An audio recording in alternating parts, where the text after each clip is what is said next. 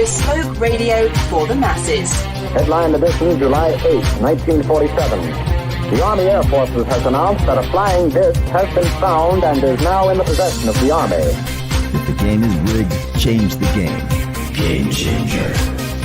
I occasionally think how quickly our differences worldwide would vanish if we were facing an alien threat from outside this world.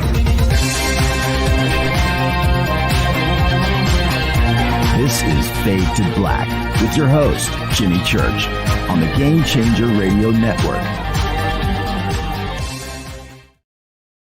Good evening. Oh, oops. Look at that. See, that's the conversation I was having with Dr. Masters right before the show. And that's not the show tonight. I just wanted to show him that little baby mummy that I saw down in Peru. This is Fade to Black.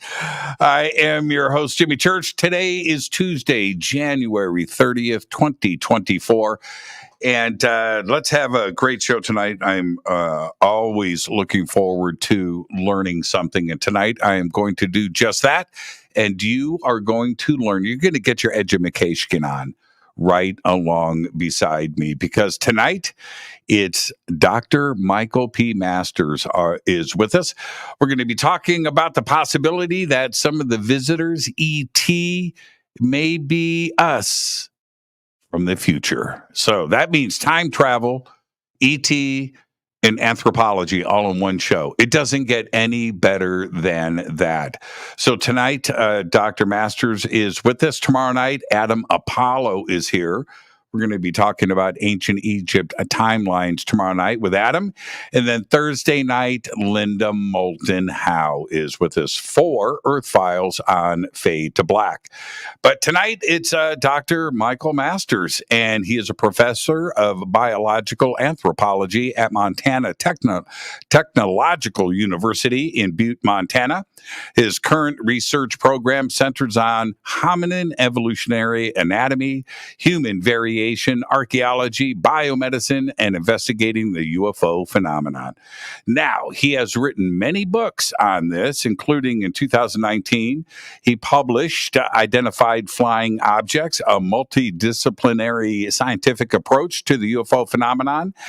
Then in 2022, he published the Extratempestrial Model, which analyzes well-documented cases of abduction. And his most recent book is Revelation. I almost said revolution. Revelation, the future human past. Again, it focuses on UFOs in the framework of this extratempestrial model, but in the format of a satirical time travel science fiction novel. I would like to welcome back to Fade to Black. He's right here. There he is. Dr. Michael P. Masters. Mike, good evening, young man. How you doing? Good, Jimmy. How are you? Good to see you. Yeah, it's good to see you. And okay, you're getting stuff adjusted there. You better? Yeah, I can hear you great. Can you hear me all right? Yeah, it's just everything is fine. Everything is fine. It sounded like you were moving some stuff. That's all. Here's. Oh no. Okay, is something changing? Okay. You know, I didn't touch anything. I did exactly what you told me. I didn't touch a single thing. But you can hear me now. Exactly the same as it was. But you can I hear can me. hear you great. Okay, good. This is live, right? So, oh man, I know, and that's why we did the sound check, and everything was great in the sound check. That's the ghost in the machine, I guess, that followed us into the live version. But no, I even went downstairs and made my kids get off all of their devices just to make sure everything was legit. Okay, well, you sound great, and that's the most important thing, and you look great. Is it better to look great or to sound great? That is always, that's the question. Yeah. I want to start here, if I can, Mike, and that is, what would freak out the world more? To find out that ET is visiting us from Andromeda, extraterrestrials, or ET is us from the future. What would people lose their minds over more? Well, it's a great question. Personally, I guess I can only speak from my own perspective on this, but I would be more guarded over something from a different planet that didn't have any sort of relationship to us. I've heard a lot of people tell me that after my first book came out. Some people who had severe anxiety about alien attacks, whether it's because of all of the movies we grew up watching. I don't know what exactly it was, bad dreams. But they told me explicitly that they felt better after reading this book and becoming convinced that maybe a part of it is us. A misconception is that I think the whole phenomenon can be explained as time travelers, and I very much don't. It's much too complicated to just be one thing. There's definitely a lot of other things going on.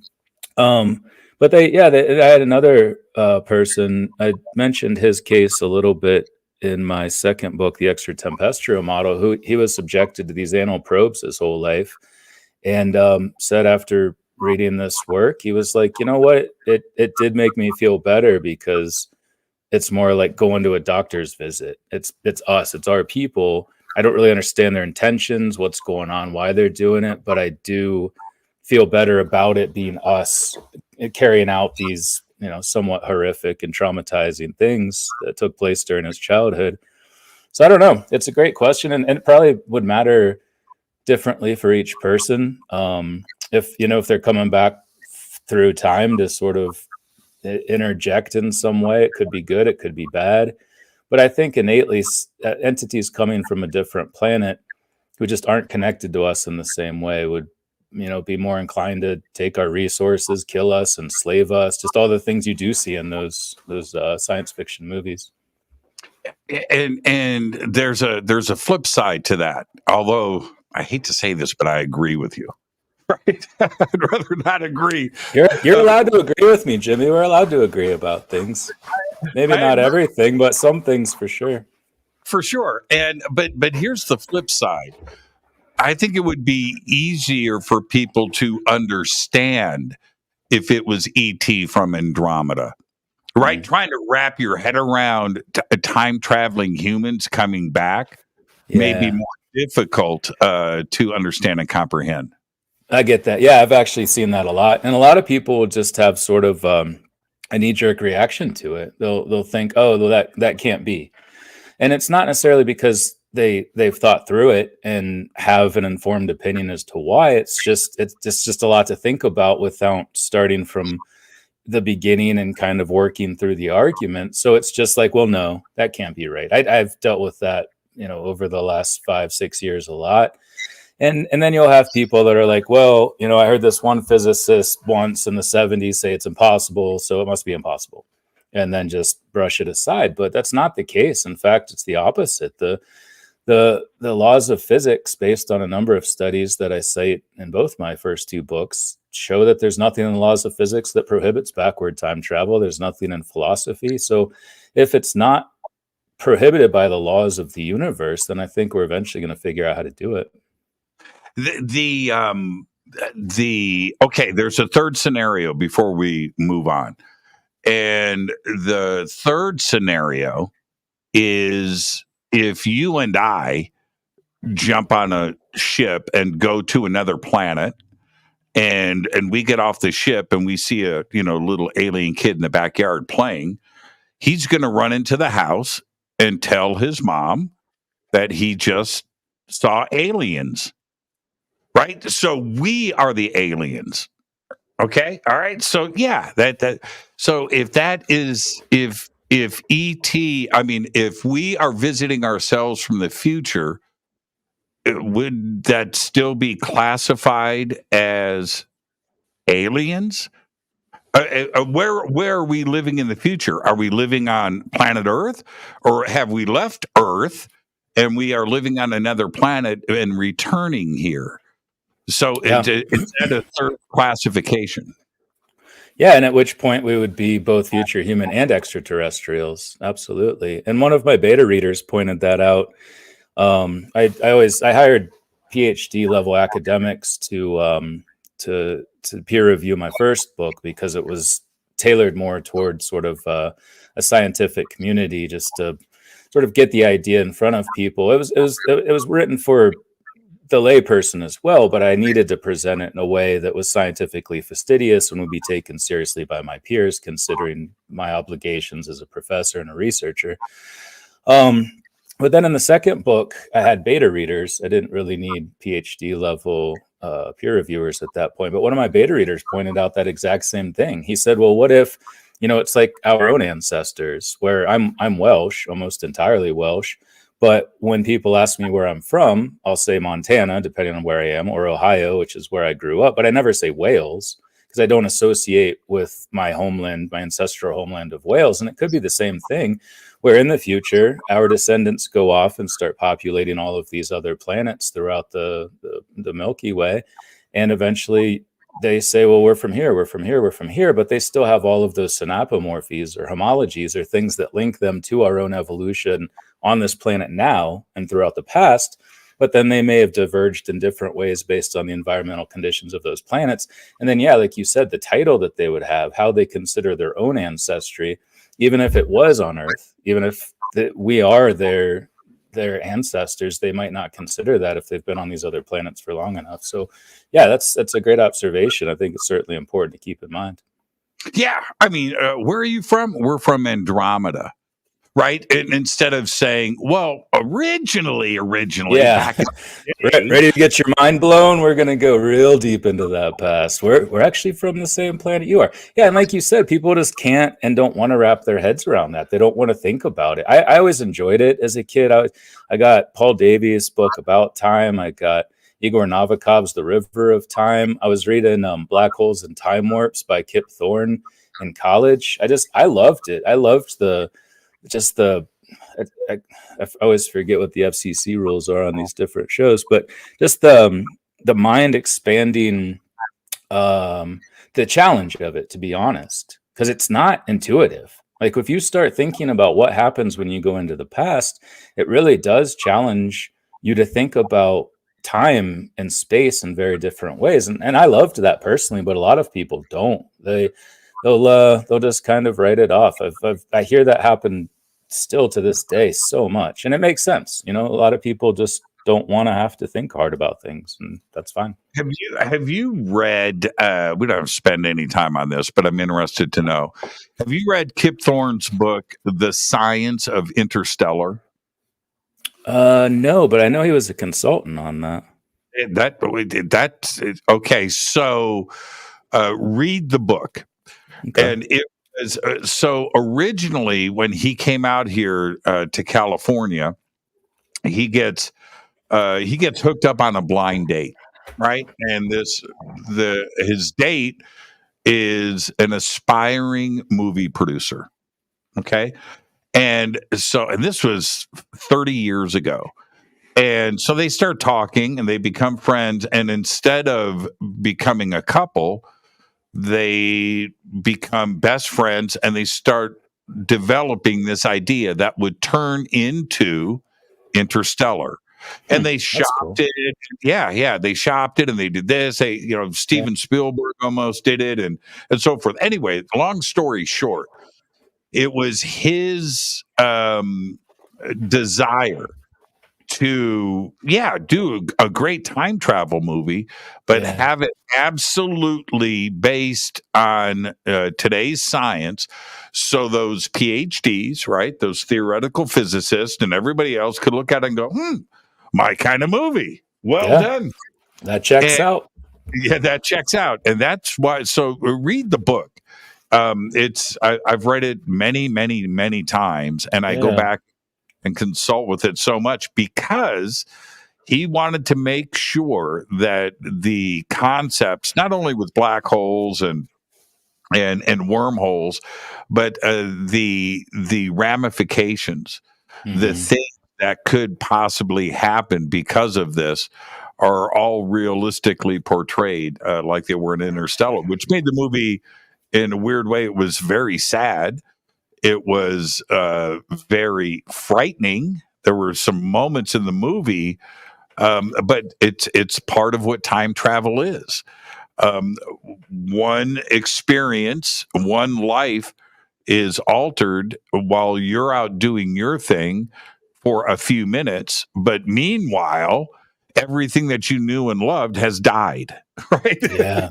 and you Yeah, come back. definitely. And It's that's the simplest aspect of it too. I mean, Einstein showed that all the way back in, I think, 1910 or 1912 with special relativity. And yeah, it's one of the arguments I make in my first book for why we might have to develop backward time travel technology in association with interstellar technology because of that time dilation effect. You travel, say, to the other side of the Milky Way. It's only 22 years in ship time if you're going near the speed of light, but 100,000 years have passed back on Earth. So to get home, not just to your planet, but to your time, because you're not going to have anybody sign up for that mission if they come back and their entire civilization is just a pile of rubble. So it might be both. The interstellar aspect might be accomplished in association with backward time travel technology as a necessity. And if that's the case, what's going to keep us from using it to go back to this same planet in the same solar system at previous times that we existed? Yeah, and that is part of lazy script writing and lazy science fiction novels, in that you can get that, right? Okay, warp drive, let's go, right? Pedal to the metal. Yeah. And they're to a planet. Well, you go and do that. You're not, they don't have the opposite at the end of the trip. Okay, now we got to go back in time, right? Mm-hmm. It's never mentioned. No, it's never mentioned. Zipping around the universe like that, right, at the speed of light, but no mention of what happened to your family that was living back. Have you checked in with them? Are your kids 100 years old now? Like, do you care about your wife and kids? Right. Because you would know that. I mean, that's basic physics. You would know that before you even leave. So I think the two probably are one and the same. Space time travel, space travel. It'll be interesting because they look and they act so much like us. Not all of them, again, but some of them do. And one thing I overlooked in my first book is that it really just focused on these archetypal grays. And I didn't really take into account just how many are human, exactly like us. And even the Dr. Edgar Mitchell Free study has demonstrated that the majority of what people see on these craft are humans, just exactly like we are. So we have to wonder how soon this might be happening. Are they just picking us up from the deep future and including us in some sort of intertemporal research? Or are we going to have that technology soon?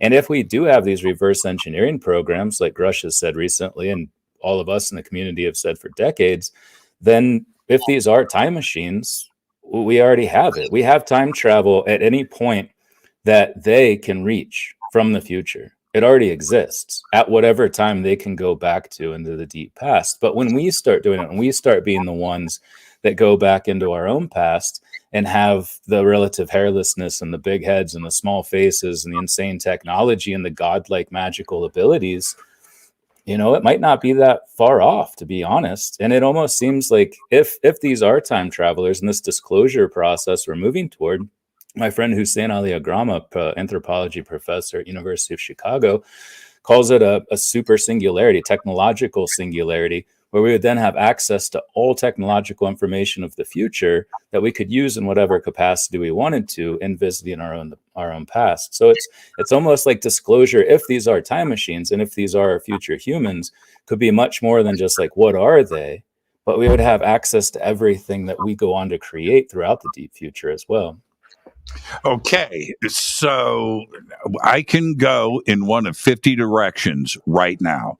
So I've got to figure the timeline on this next question, because I want to circle back to where we are right here.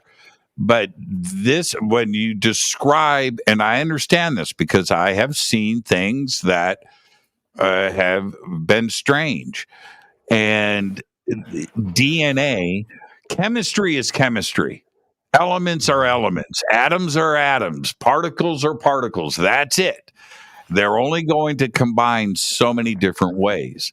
And when we find the basic sugars and amino acids that make up RNA landing on this planet on meteors and meteorites, and it carried around like on Bennu, right, which we just got that stuff back, that is being hurled around the universe.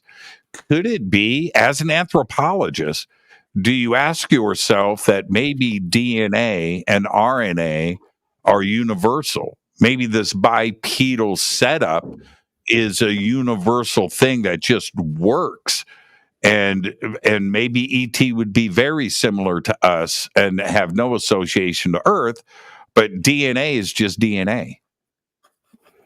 Yeah, it's definitely a possibility. And yeah, like you said, when you have the basic building blocks of amino acids and RNA, which was likely a precursor to DNA and is still used in countless viruses, even though they're not alive because they require a host to reproduce themselves, they do have this basic coding system, this building block that we just twisted around in a double helix and obviously took it in a really interesting direction. Everything on this planet shares that same coding system, 4 base pairs, CGAT, because we're all related. We're the direct descendants of the first prokaryotes that lived 3.8 billion years ago. So it's definitely, the problem is when we extrapolate past Earth, we don't have anything else in our sample. We have a sample size of 1 on this planet. So we can't know if there are other types of coding systems, if there's 6 pairs instead of 4, just something completely different than the structure that we have in a nucleotide. It goes on to form amino acids that we replicate and whatnot. I do think Simon Conway Morris in the UK makes the argument for convergent evolution, and it's something people should consider. Absolutely. I tend to take more of an anti-convergent evolution stance, just because there's likely to be so much variation in the environment of these planets.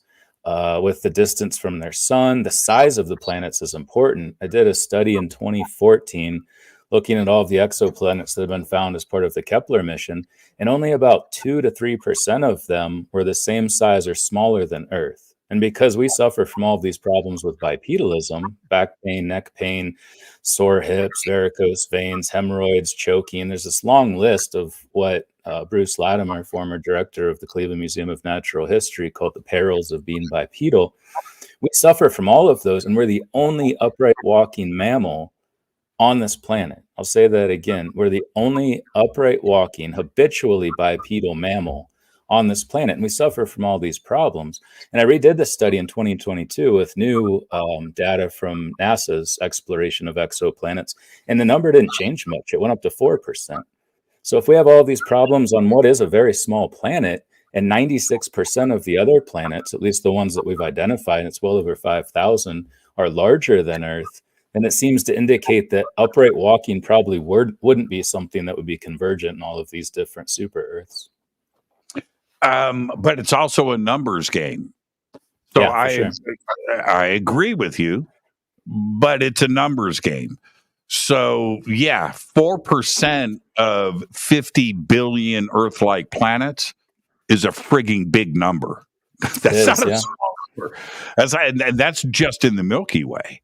Mm-hmm. And yes, I think there's 100 billion in the Milky Way, isn't there? It's even more than that, I think.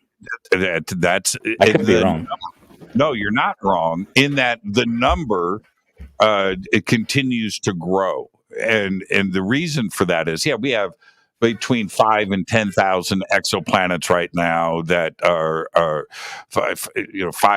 5,000 that are cataloged. We have another 5,000 that are just, it's a time thing, right? Mm-hmm. Waiting to be assigned numbers and cataloged. But we're also finding hundreds and hundreds, if not thousands, every single day. That's what they're doing. They're scanning, and we've got all the software running. What we do know now is that every star probably in the universe has a planet. That's a big number. And it's all pretty recent that we even know that. It's cool. Like when I was a kid, there was no evidence that there were exoplanets at all. And right. it's been awesome to watch that happen and accelerate over time. Like you're saying, it's just really taken off. So if we look at the numbers, again, it's always a numbers game for me. And we look at how many ways, it's finite, how many ways particles can combine, right? Okay. It's not an infinite, it's a very finite number. That's why we have hydrogen and carbon. There's not like things out there that we don't know about. It is the same here as it is on the other side of the universe. And if that's the case, then it's just like shuffling a deck of cards, that there has to be another version of us out there. It's just, it's a numbers game. Now there's only two things I would add to that, though, is one, you still have the issue with how would they find us. Paul Hynek always says, how would they find us? Why would they care? And he thinks that this time travel explanation is worth considering because it answers both of those. How would they find us? How would they get here? These things travel really damn fast. So I don't think the getting here would be an issue. They still have to deal with the time dilation thing like we were talking about. But one other thing people don't think about a lot of times is not just that the planets, if you look at the Drake equation, they try to factor in all these different things. The longevity of a civilization is one, but also just how likely is it, not just that we would get convergent evolution in the way you're talking about, but it would happen at the exact same time over the course of the almost 15 billion year history that this universe existed, the 4.5 billion year history of this planet, that we would happen to converge at the same time so that they would look and talk and act and cook and eat and have sex just like us, but just be slightly more advanced. There's just a lot of other assumptions that go into that, where the simplest explanation might be that they're the same thing that evolved in the same planet in the same way, and they just circled back into their past a little bit. It makes fewer assumptions, but I'm not saying that's not a possibility. It's certainly something to consider as well. Yeah, and I look at it. It's probably, I'm probably wrong. It's probably all of the above. And that's not a cop out. Yeah, that's not a cop. It's not a cop out. There's the universe is a big place, and if you are an advanced civilization with our sample of one, what are we doing here? Well, we're looking for exoplanets. We're looking for signs of life in our chimp-like evolution status, right? Because that's where. But we are thinking about that, and sending stuff out too. We sent Voyager out in the 70s. I think two different versions. We're traveling to other places. We're taking pictures. So yeah, we'd expect other civilizations would be too, for sure. Yeah, doing the same thing. So I don't think it would be one civilization. If we, this is what I enjoy. The realistic attitude of, say, let's go with Star Trek. Okay. All right. I hate to go Hollywood, but let's go Star Trek. And they're approaching a planet and they say something that is actually realistic. This is an undiscovered planet, right? We know nothing about it. It's planet number blah blah blah blah blah, right? And they do a drive by, and then they've got somewhere else to go. That's probably what ET is doing here. What's the reason to visit this planet more than once? You're going to come by. Here's the status. This is where they're at, right? But we've got another 100 billion planets in the neighborhood here to go and check out. We've got work to do, and that's the other part of this. So it's probably a lot of different things going on all at the same time. It is probably all of the above. Yeah, I think so. There's just like I said at the start of the show, there's just there are patterns, and those patterns can tell us things. We can learn things from observing the patterns and trying to tease out what the most sort of logical, abductive approach, Occam's razor situation might be, but it's never going to account for everything because there's just too much weirdness going on with this phenomenon. And it's important to look at what happens the most, but then also not throw out the outliers. Those outliers can teach you something. And unfortunately, we do that too much because we don't want to challenge ourselves. We don't want to have to think about what that outlier might be. So we just kind of dismiss it. But it's important to focus on all of the variation that exists, because if we don't, we're just robbing ourselves of a potential explanation further down the road. Now, okay, so we talked about the bipedal aspect and what people are seeing, and they're very similar to us. Let's go down some of those check boxes, and let's start at the top of the list, right? Which is why. Why would we visit ourselves into the past? Yeah, whenever I get that question, I always am quick to point out my own potential biases in answering it, because that's what my job is. As a paleoanthropologist, a biological anthropologist, that's what we do. We dig up past hominin fossils to try to figure out our family tree, where we came from, how we got here, what sorts of environments created the characteristics that we see morphologically and behaviorally and ecologically. So we as anthropologists, that's our job. We're interested in the past and we're interested in studying it, and we can learn a lot from it that can then help guide us into the future. So I do think it partly might just be inquisitiveness. However, with that said, there is also a very, talking about patterns again, a very dominant pattern of them taking genetic material, the sperm from the males, eggs from females, developing fetuses, very commonly being implanted and then extracted from females. Some individuals recount that happening 30 times throughout their lives, for God's sakes, incubating exogenesis chambers, incubating fetuses in those that, according to Terry Lovelace, look a little human and a little alien. So I think part of it might be related to some sort of genetic problems they might be having in the future. And actually, I think I was on your show right before I published my first book, and you had mentioned something about Jim Peniston, and I had been saying something to you about problems with reproduction that may be related to genetic homogenization over a long period of time as we become an inbreeding, incestuous population on the island of Earth. And I went and looked up Jim Peniston, and I was really glad you mentioned that, because he was saying the exact same thing, but from a very different source. They allegedly told him that they were having problems with reproduction, and they were coming back through time to sample genetic material to help alleviate these problems. And we can see that happening now. There's a 60% reduction in sperm counts in males just over the last 40 years in the Western world, and a 50% reduction worldwide. There's problems with in vitro fertilization, females getting pregnant. We're polluting the world we live in, and it's thought that that has a lot to do with why we see these reduced fertility and fecundity trends. So if those continue, and what I try to do in each of my books is not speculate about what might happen between now and then, but to look back into the past and identify these dominant trends and how what they're doing behaviorally, what we observe in their characteristics and the patterns that emerge from what people describe when they're interacting with these beings, how can that inform us based on these dominant trends and what might happen if those continue into the future? So I think there's probably a lot of things going on. I do think the reproductive aspect of it is certainly one we should consider, and maybe even tourism. Maybe there's a strong tourism industry in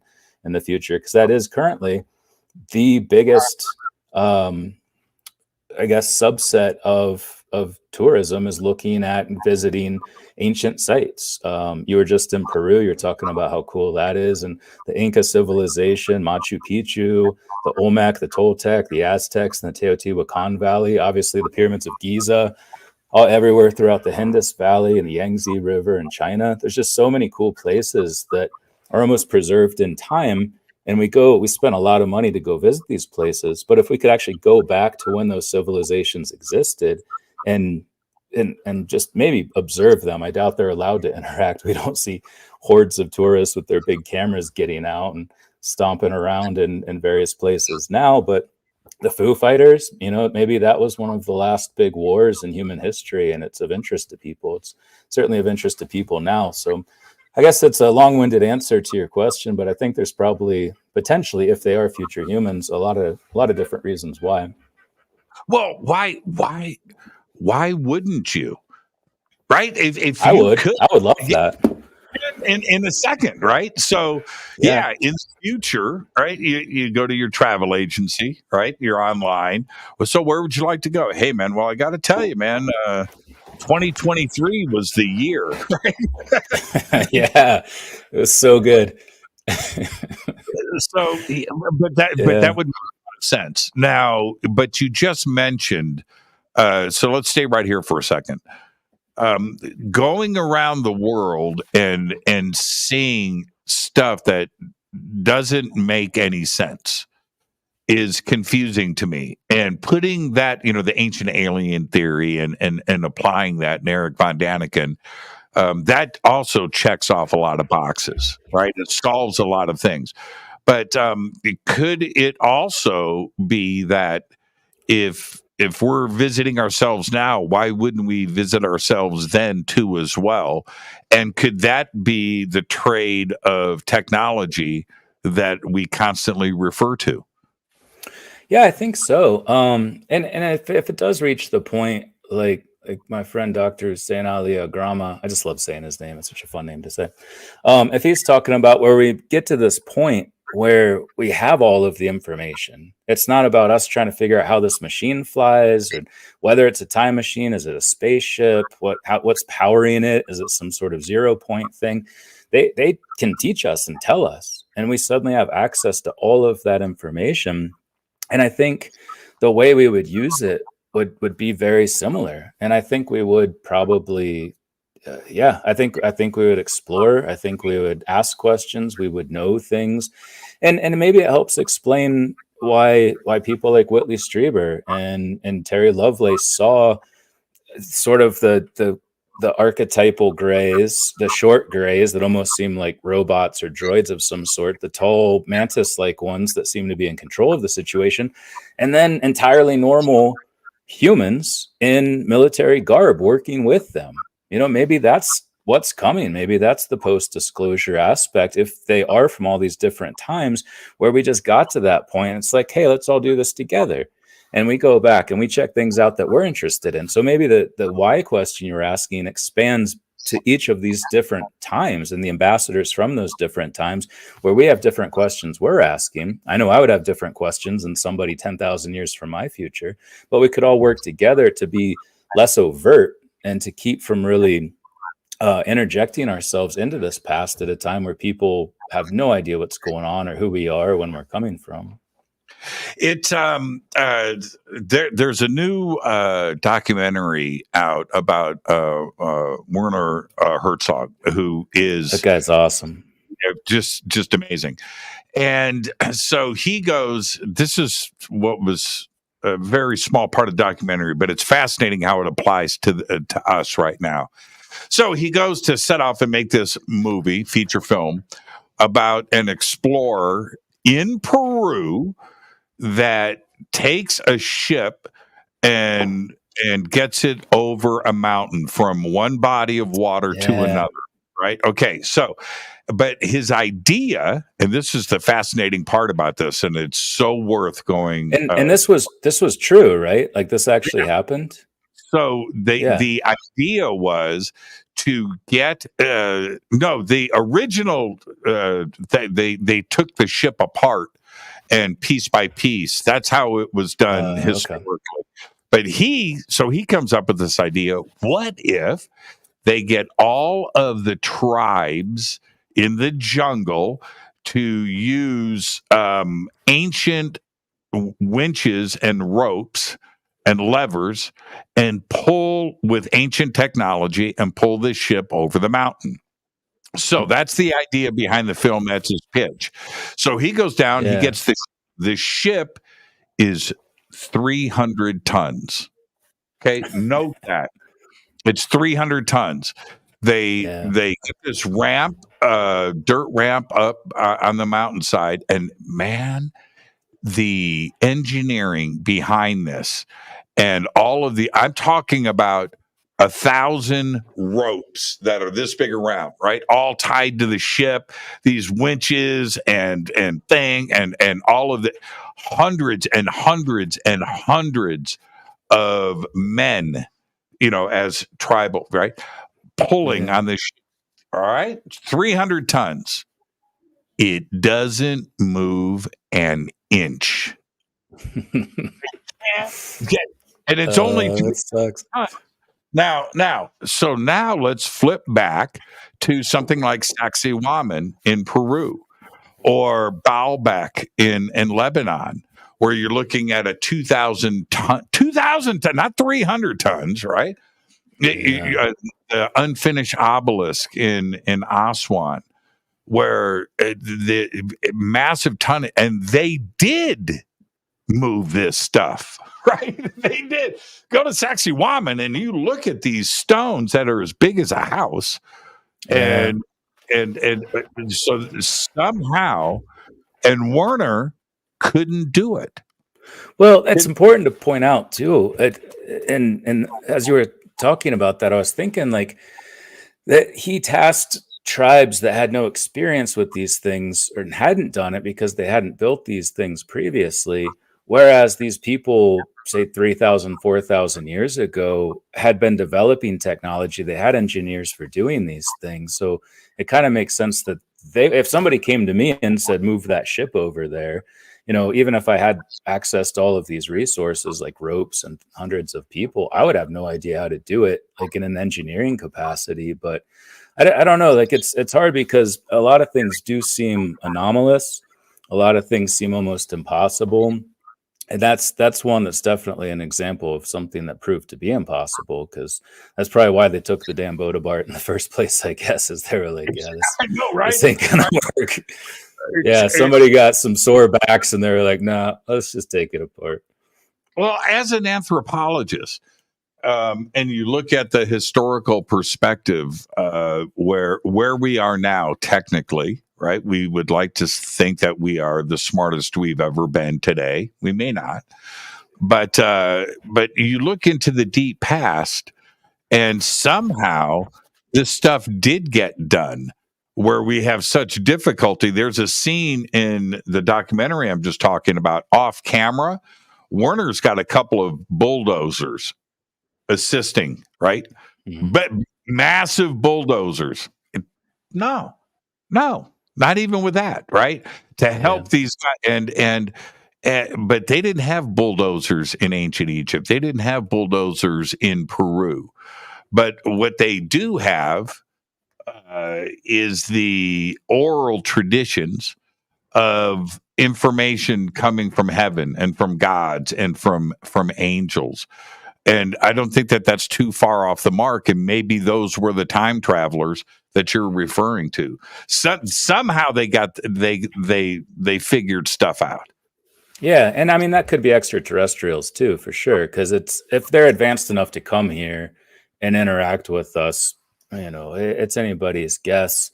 But yeah, no, I'm definitely, we have a strong to recognize our biases in academia, especially archaeology, pseudo archaeology, ancient aliens. Like I've been on Ancient Aliens 5 times at this point. I'm not going to poo-poo the show or any attempt to understand this stuff, or even things that might seem a little fringe.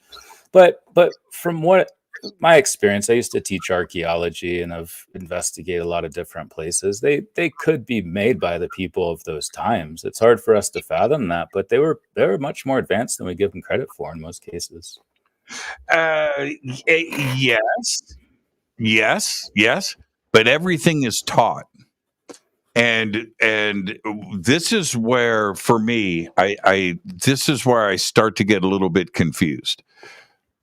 Giza's one thing. Mesopotamia is one thing. We have timelines, and we can look at things and come up with some possible conventional dating. All right, and it's the same issues in Peru as well. But Göbekli Tepe throws it all off. And you can't say, that everything started in ancient Sumer, everything started in Mesopotamia and writing and everything, Giza, 3000 BC. and then back off of that 7,000 years, right? To a site like Göbekli Tepe, and just say Stone Age man was, we're not giving him enough credit. Well, that's fine, except somebody taught them how to quarry and how to move those megalithic stones and how to carve and how to do all of that. So that came from another civilization that was independent of what Göbekli Tepe was. And now we're talking 12,000 years ago. Yeah. No, it is a really amazing site for sure. And also one of the things I think is most interesting is that we used to think civilization happened and then you had public works projects like that. But Göbekli Tepe was the opposite, that you have this temple complex being built before any indication of agriculture and the rise of civilizations in that area anywhere around, which raises a lot of questions about their subsistence strategy and sedentism and who these people were they nomadic? There's definitely those anomalous places. And like the intentional cranial modification too, like we were talking about before the show started.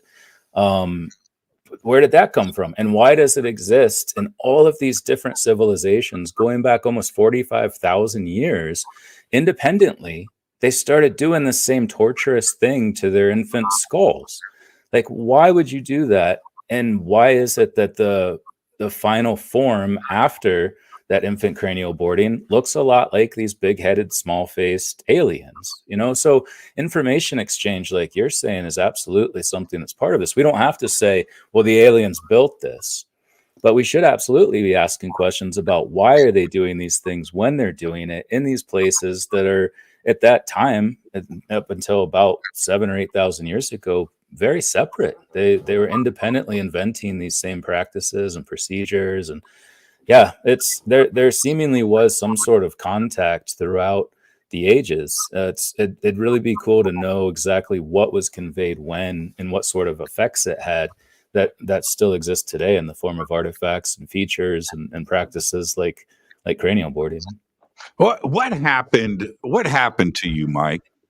Something in your life. You're down the academia path. You're a professor, anthropology, all of the studies, everything. And now you are here answering or trying to answer some very significant questions that some would say is fringe. What happened? What got you onto this road?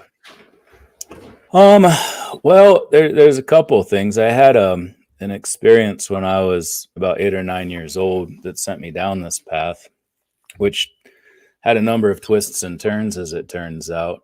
But like you and I were talking on before the show, you're constantly evolving your understanding as more information comes in, and you should. Everybody should do that, like we were talking about. A big thing recently is that in writing my first book, I had to stay within the boundaries a lot. I had to, just because of where I was in my career and what I was arguing and how I was arguing it. I had to adhere to the somewhat reductionist materialist viewpoint, just simply to have this conversation with reductionist materialist scientists. But then in researching my second book, I started to get more information about the nuances of the UFO phenomenon, abductions, various forms of contact, these different contact modalities that evolve spirits, light entities, pure consciousness, in addition to the nuts and bolts type stuff that I'd focused on before. And I feel like just interacting with more people in this community and keeping an open mind and learning more is probably the biggest sort of transformation I've had recently, and just trying to take in all perspectives.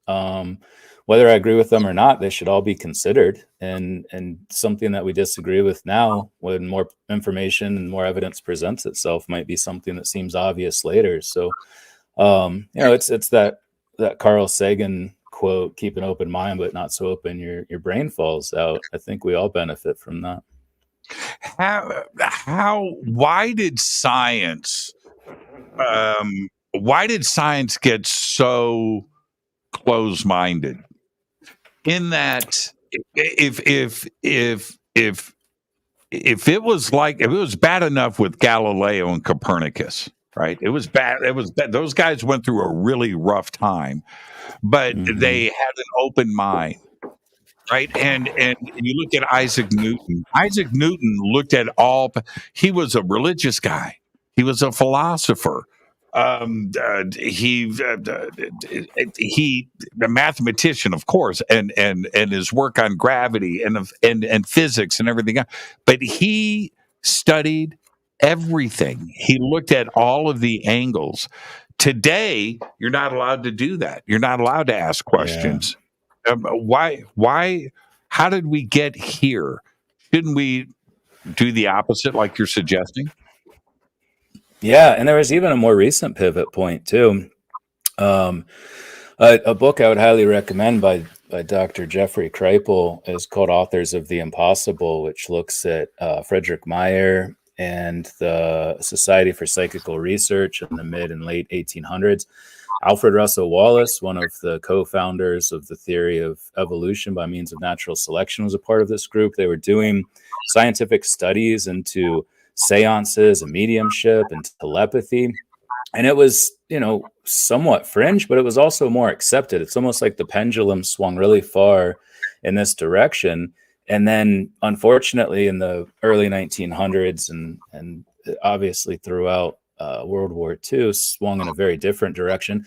And honestly, maybe part of what happened there was the eugenics movement and us realizing that eugenics is bad, which was driven by a lot of bad ideas in science that were pseudoscientific, and it led to millions of people dying. So maybe it was kind of a combination of things. But yeah, we're at a point now where you're forced through the sieve in academia and in almost any field outside of maybe philosophy. Even psychology might be the worst, honestly.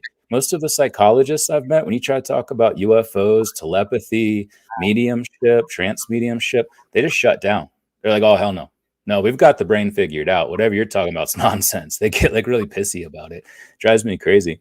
So there's certain fields that are worse than others. But in general, yeah, we're living in this time where we're really forced into this somewhat ironic and nonsensical position where we think we have everything figured out, but we don't. We just dismiss the things we don't have figured out. And we put it aside and we say, well, look at Dean Radin's work, for instance, at IONS. They show over and over and over that telepathy is real, remote viewing is real. But then you talk to people outside of that institution who aren't familiar with his work and the work of countless others like Hal Puthoff and Russell Targ, and the list goes on. And they say, no, that's not right. And it's that cognitive dissonance. It's a hang up, an epistemological hang up where they just can't look at what it is because it doesn't fit in the framework of conventional science. And it's not, fringe science and conventional science. It's just that our conventional science has gone too far in one direction. They've become extremists. They've become nihilists. And they won't even take a look at this information and try to change their perspective on it because it's undeniable. And so I think it's a part of our mentality now. It's a part of our ideology, and it's recapitulated throughout the academic system and the publishing industry as well. If you want to get a journal published, you've got to follow those rules or it'll get rejected outright. I've been working with a couple of prominent researchers at Harvard in the UK and others to write these papers, taking a very scientific look at things related to UFOs. And the comments you get from even open-minded editors, just it makes you feel sad about where we are, because we could learn so much more if we got rid of these hang-ups, this evolutionary hangover that who knew what it grew out of. But beginning in the early 20th century, it really sent us down this path that we haven't been able to escape. Is it as simple as, if you can't measure it, if you can't get algorithms out of it, if you can't see it or touch it in a lab, it's not worth our time? Is it as kind of Simple as Yeah, that. kind of. If you can't put a p-value to it, then what's the point of talking about it? But the problem with that is, and again, to come back to Dean Radin's work, is they are doing that. They're Right. accounting for all of these different variables and all of these very strictly controlled experiments. In the same way I was saying that I had to be very careful with my first book to make sure I, follow the protocols of known science. And this is what we can say. This is what we can't say. They're doing that. They're doing that. They're doing legitimate scientific research by the book, scientific method, hypothesis testing research, but it's still just dismissed because it doesn't conform to the preconceived notions of reality of the vast majority of people who haven't even taken the time to look into it. And I think that's the biggest hang up. Like, why are we turning to people like Neil deGrasse Tyson for information about UFOs? He doesn't know anything about UFOs because he never bothered to take time to think about it or take it seriously. So why is he getting asked by CNN to talk about something he has no fucking clue about? It doesn't make any sense. And it's the same thing with other people in these positions too. Like they're not informed. Why are we asking uninformed people about something because they're scientists? No, they're scientists working in this little confined box that doesn't allow them to think about anything outside of the box. And most of reality exists outside the damn box. And this is where for me psychologically it gets a little bit dangerous, in that if you're a rock star physicist like Tyson and others, you opinion have scientist is what Gary Nolan called them. I think that's accurate. That's it. And they're not working in a lab. They're not doing science anymore. They're opinion scientists. Yeah. When was the last time Neil wrote an algorithm on a whiteboard? Okay. So let's leave that there. But here's the thing, is they have armies and legions of fans that hang on their every word. And if Neil turns around and says, well, you know what? I was wrong on ET. What's he going to do psychologically to everybody that he has convinced otherwise, right? Or these questions of consciousness or spirituality, because of the way that they have spoken and people believe, right? And it's the same danger that they complain about, with communities like us and researchers like ourselves, and then turn around and what if they flip? What if they flip? Well, that's a great point, because it's almost like they're fulfilling the role that the 6 o'clock network news fulfilled for so long, where they're giving us information that makes us feel safe and comfortable, where we don't have to challenge any sort of ontological, epistemological notions that we have. So we turn to people like Bill Nye and Neil deGrasse Tyson and Adam Frank, who don't bother to look outside because they don't want to upset their fans who rely on them for just cut of the mill, whatever that damn expression is. Just your regular white loaf of bread type of interpretations of the world that feel nice and warm inside, because I can get behind that, because I don't want to have to challenge my thinking in any way whatsoever. So it's hard. It's like a self-licking ice cream cone, where they're providing that to people that want it, and then they sell more books by continuing to provide that to people that want it. So it sort of just moves through time in a way that doesn't allow other people to really ask questions and say, well, have you looked at this in a different way? My friend Leon Kirkbeck, we collaborated for a while on a project that COVID disrupted, but he asked Neil deGrasse Tyson once at lunch about this time travel idea, and he cussed him out. Neil deGrasse Tyson cussed him out, dropping F-bombs and telling him, he pulled this stupid thing out of his ass. It's like, what kind of science you doing, man? Where you're not even willing to think about this idea.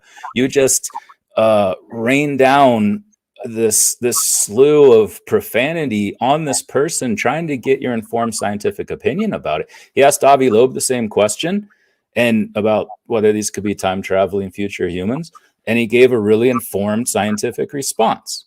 Why? Because Avi Loeb is doing his damn job. That's his job. That's all of our jobs as scientists. And these talking heads, these opinion scientists, aren't doing their jobs. They're not doing science. They're just flooding us with opinions that are based on nothing. Yeah, that's right. That's right. And Avi, we need to take a break, and we'll do that right now. But Avi, I've had the honor and the privilege to hang out with him, have dinner, break bread, spend a couple of days with him. Right? It was extraordinary. But having conversations with Avi, just like you're saying, he doesn't shut you down.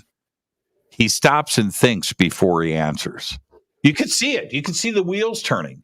And it's important.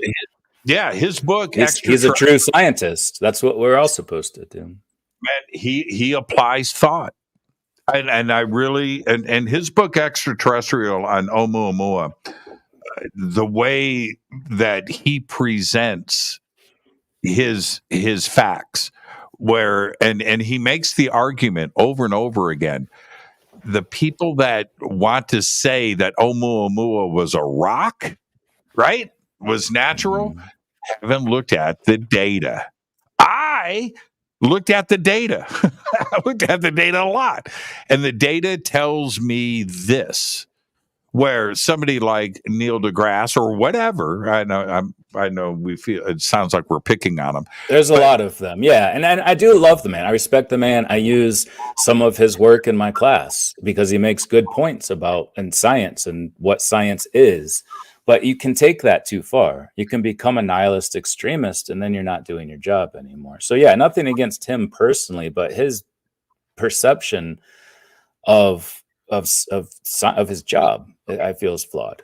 So yeah.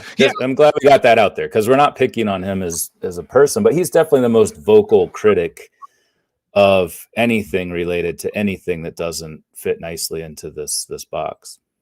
And what's he going to do? And others out there, not only the Michael Shermers of the world, if you will, when something is presented that they can touch, feel, and measure, what are they going to do then?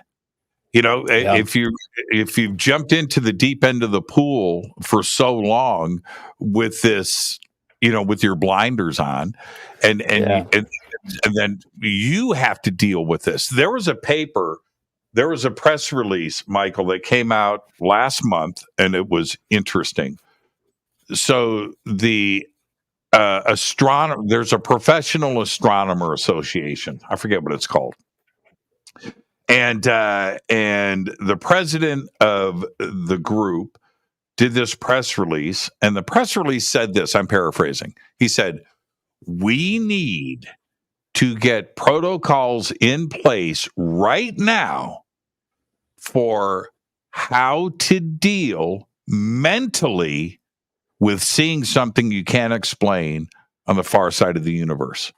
Because we are looking deeper and deeper into space, and eventually we're going to see something. And we need to mentally prepare and have protocols in place for when these astronomers need to hit the couch." Right? Or hit the bottle. I think they're all going to need some drinks afterwards. But you're right. It's not just about providing the people what they want, a really safe space to think about how normal the universe is, but it's ego protection too. They're invested in being the one that's the skeptic and the nihilist and the debunker. And so, yeah, you're right. Like, what will it take? I remember tweeting like 2 or 3 years ago, at what point do Neil deGrasse Tyson and Bill Nye, the science guy, have to eat their hats? Because it's going to come eventually. And it'll be fun to watch them squirm and twist in the insurmountable evidence that's being presented to them. Let's take our break right here, Michael. Stay right there. Our guest tonight, Dr. Michael P. Masters. We're talking about, is ET us from the future? Time travel, ET, anthropology. We'll be right back.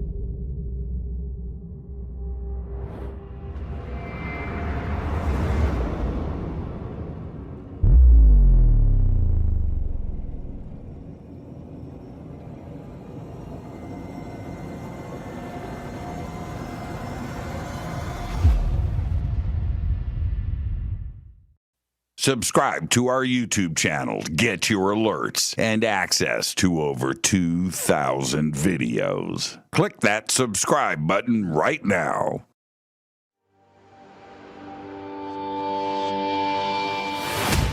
My job is not to preach. My job is to take you on this journey. In a state of passion, nothing negative can happen. That it's the moons of those planets that would have life. Sometimes I see, these energies also in your field. It is our passion and our pleasure. Go to jimmychurchradio.com and get the Fade to Black official podcast. 2,000 episodes, all of them commercial free for just $2 a month.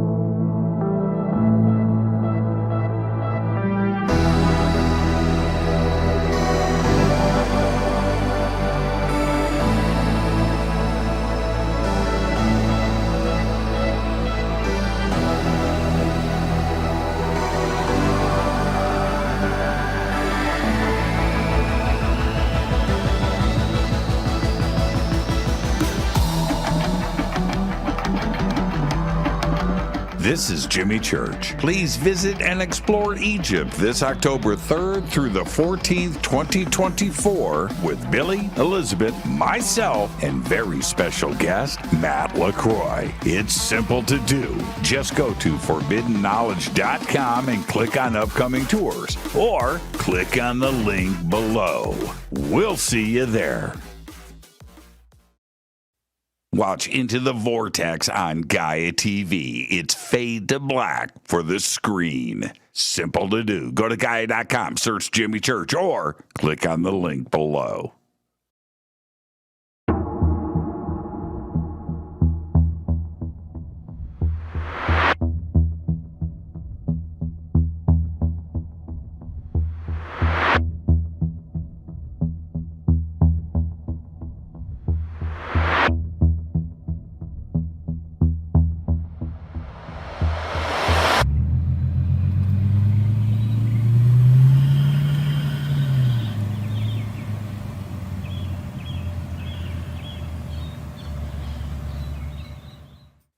Follow Fade to Black on Twitter at JChurchRadio. Get all of the show updates every single day. It's now called X, but who cares? Hi, everybody. Jimmy Church here. Very special announcement, and that is we are shipping Fade to Black t-shirts again. It's been almost 2 years. We did a full upgrade to the website, so you can head over to jimmychurchradio.com. It's all simple to do, and it's right there. Remember, we broadcast 4 nights a week, Monday through Thursday. We bring you the best, the brightest, the most knowledgeable and amazing guests, the best conversations. We do that 4 nights a week. We also do 4 days a week. We broadcast the news, and we do that live too as well. It's not a one-man show. I do it with website support. I do it with producers. I do it with writers and artists. All contribute to the show. The best way to help support what we do here is with the Fade to Black t-shirt. And you can get your Fade to Black t-shirt one of 2 ways. First, go to jimmychurchradio.com, order a shirt. It's really that simple. You're going to get a tracking number, it's going to get shipped, and it's going to get autographed. The second way to get a shirt is with a Game Changer membership. Now, the Game Changer membership not only includes a free t-shirt, but you get a private email to me. You get unlimited commercial-free downloads. You have full access to the website, and everything includes free shipping, and everything is autographed. So help support the show. Get your Fade to Black t-shirt today. The links are below. You can just go to jimmychurchradio.com, and it's right on the website. So there you go. I'm Jimmy Church, Fade to Black. I'm so excited that I just have one thing to say. Go Beckley Teppy. Go to jimmychurchradio.com and become a Fadernaut. Get a membership. That's right. Everything is commercial free. You have access to downloads, and you get to call yourself a Fadernaut. River Moon Coffee, makers of the Fade to Black blend. Truly the best coffee on planet Earth. Just visit rivermoonwellness.com or their Amazon store. It's all simple to do. You can check out the Fade to Black blend, the Game Changer blend, or any of their Black Moon Wellness products. It's the only coffee I drink. It is the best, and it's Doc. Again, rivermoonwellness.com.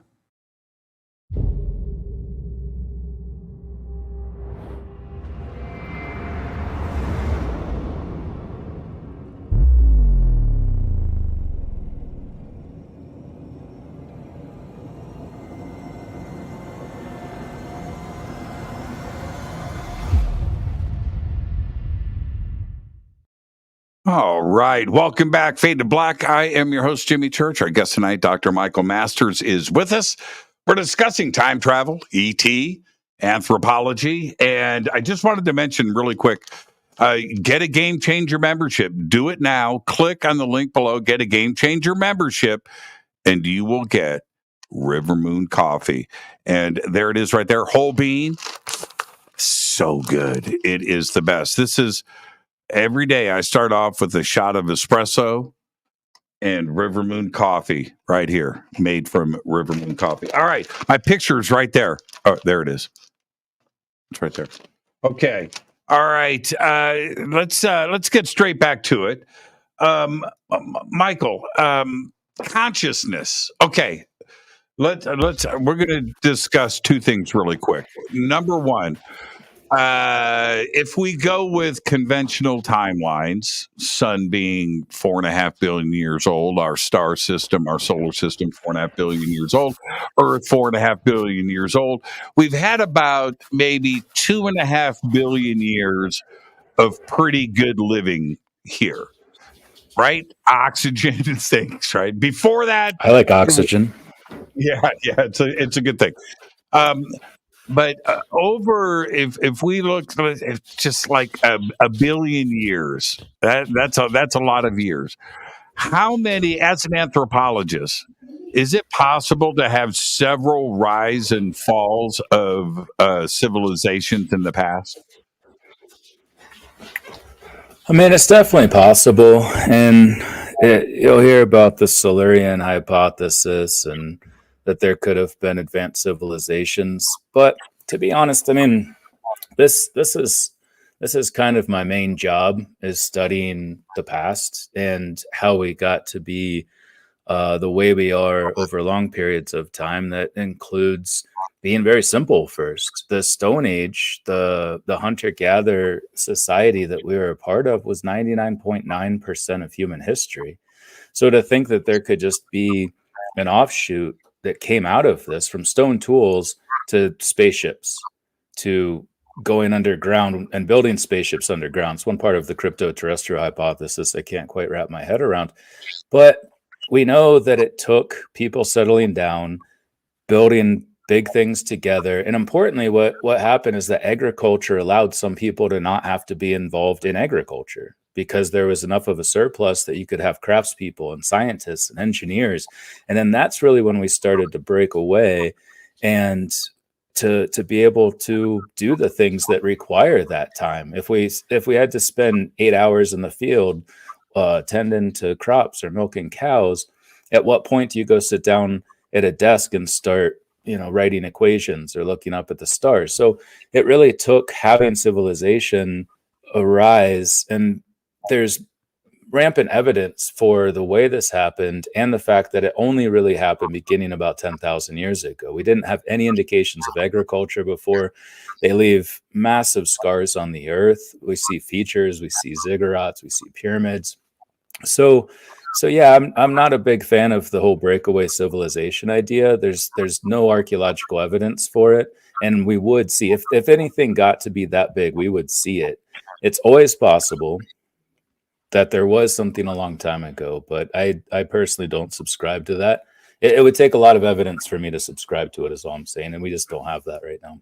Yeah, and okay, but entropy is a strange thing, and it depends on what kind of definition you want to look at it. But if we look at entropy in its basic form, which is starts out simple and easy, ends bad. Okay, that's entropy, right? So let's go with that for a second. And if we look at that right now, we are so close to coming unglued. It wouldn't take much to end everything, whether it's an EMP, a software virus, artificial intelligence. It doesn't matter. We could come unglued really, really, really, really fast, and we would have to start over. Or, and if that is the case, like you just said, we've got 10,000 years, 15, 20, 30, 40, 50,000 years. It's a very short period of time to rise and then fall. Could that have happened in the distant past where we have, I'm going to say distant, 5 million years ago, 10 million years ago, 50 million years ago, where a civilization could have risen and we just haven't dug down deep enough to find evidence of it? I think that there's a very real, because life, we can't stop it here. We've tried to stop life, right? And we've had lots of mass extinction events, but yet life still restarts and kickstarts itself. So why couldn't civilizations have risen small? Yeah, it does. Absolutely. Life's extremely resilient. But what you're talking about, 6 million years, is the common ancestor of us and chimpanzees. And it's hard to imagine a chimpanzee building a massive spaceship or city or anything. Like, they make and use tools. That's important. 15 million years ago is the common ancestor with the orangutans that didn't look like orangutans or us, because we've both evolved a lot over 15 million years, but it was much more like them than it is us. So what are we talking about? Are we talking about other types of species? Are we talking about ones that were in our line, ones that were upright walking like us? Because if we are, then absolutely not. There's no way that could happen, because we didn't even start walking upright until about 6 to 8 million years ago. But with that being said, you could potentially have extraterrestrial civilizations coming here that had their own evolution, who set up shop somewhere. Maybe that's what gave rise to the Atlantis lore, or maybe even future humans that are sick of what we might have done to this planet if we have a nuclear war or just all the pollution that we've created.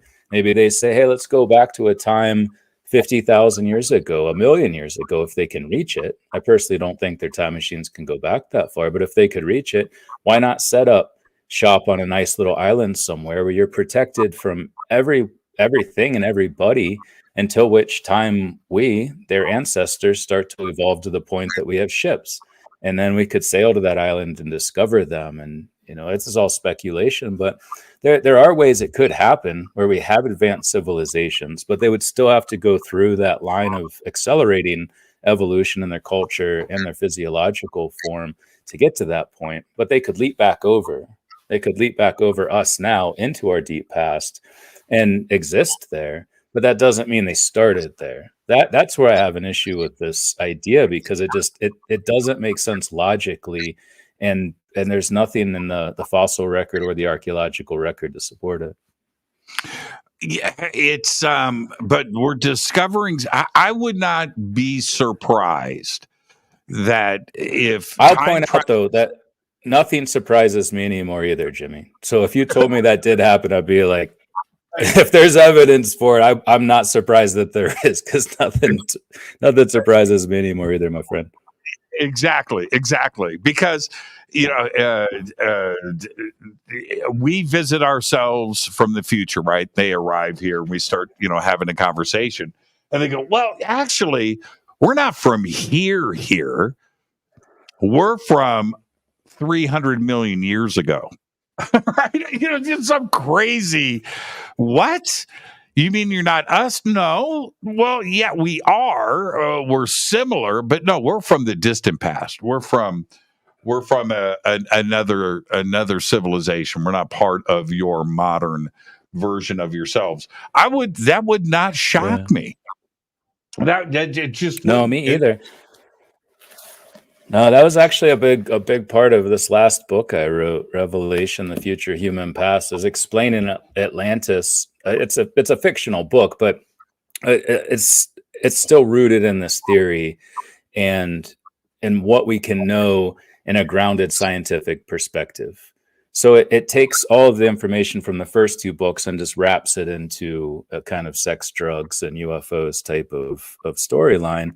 But yeah, that was some fun I had with the Atlantis thing is, what if that happened? What if they went back into the past and just set up shop and did whatever they wanted to in that time? Because it's a beautiful, pristine, pre-Anthropocene, pre-environmental degradation sort of environment. Yeah, when I look at ancient cave paintings and, where we're dealing with, 30,000 years ago, and you look at the majestic beauty of the artwork and the Lascaux Caves. Yeah, the Lascaux Caves. As an anthropologist, your mind must be blown because that was continuously occupied for 5,000 years. 5,000. Yeah, I was just there, Jimmy. You were? Did I was just at Lascaux. Did you go inside? inside? I got to go in there. I didn't get to go into the original, of course, because they shut that down in the 80s because people's carbon dioxide and moisture in their breath was destroying the original artwork. But the recreation of it is amazing. They did such a good job. The French government put up some money for that because there's all this interactive stuff for kids. They can go around and it recognizes which painting you're looking at, and then you tap it. It tells you the whole story of what was made. And yeah, it was a bucket list item, and I got to take my whole family there too. We did a little trip through central France to research this last book, and it was amazing. It was even more impactful than I thought it would be. I was still blown away, even though I've been teaching about that place for decades now. It's just mind blowing, and we weren't supposed to be advanced like that, but we were, right? That's the evidence is right there. Now let's you brought up something. Okay, I'm going to circle back. I've got to start taking notes now before we run out of time. I want to talk about consciousness for a second. I heard you say that. I heard you say consciousness, and then we went down a very different path. I was hoping you'd come back to that. Does consciousness exist in the physical or the non-physical? I mean, that's the $1 million question, and nobody has an answer to it. And I certainly don't claim to, but my, I would say, somewhat informed opinion based on researching the question in both sides of it, sort of an Eastern mystic versus materialistic, brain creates consciousness versus consciousness is an ever-present infinite energy that our brain channels in a sort of antenna type fashion, and potentially that all physical reality is a manifestation of consciousness in some form. That's kind of where I've been leaning lately, that I think that everything we see around us is just some sort of expression of source consciousness, and that it's trying to learn and grow and develop in each stage that we're involved in existing as a part of that process. Hey, you can't be up there right now. Getting attacked by a tiny panther up here. Sorry about that. Very cool. I don't know if that makes sense. It's not just my opinion. I feel like there's a lot of other way more informed people who have been saying that for thousands of years, but I've come to that same sort of interpretation. Why is it that where philosophy and science used to be the same thing, right? Yeah. It was a combined thing, and it got separated over the years, and I know where we are today with that. But it is, and I love the word reductionist, right? And getting into these ideas where consciousness is just a chemical reaction. That's it. But yet, and that's it. I don't want to discuss it anymore. Right? That's a physicist. That's a scientist. That's where they're at. And is it out of fear? Because they know they can laugh, cry, talk, think, ponder, and do all of these things. And they say that they dream, they do all of these things, but yet they don't want to investigate the how or the why. That is just a chemical process, and I don't have time for it. Yeah, I mean, it kind of dovetails with what we were talking about earlier, I guess, with regard to just some limitations too. Consciousness is arguably very, very difficult to research, and at least with traditional means and instrumentation.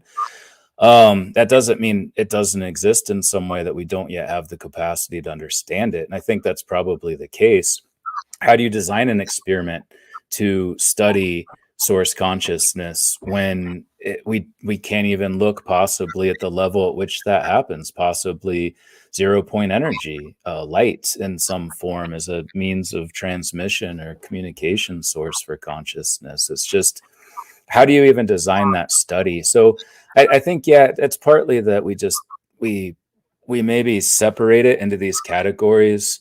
And does the brain create it? We can study the brain. So if we study the brain well enough, we'll say that this is how it creates it. I had a funny synchronicity today where I was reading Deepak Chopra's book.